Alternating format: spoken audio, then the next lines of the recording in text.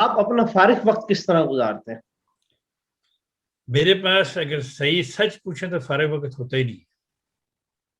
نہیں ہوتا نا کبھی، چلیں اب لیٹس سی کہ کبھی 1 گھنٹہ یا 2 گھنٹے آپ اپنی اسٹڈی کرتے ہیں یا آپ کی کوئی ہابیز وغیرہ ہیں.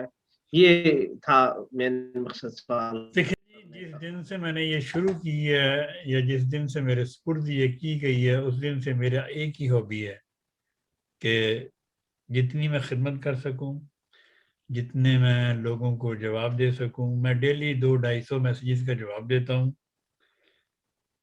کوشش کرتا ہوں ڈیلی 100-150-200 فون بھی سنتا ہوں.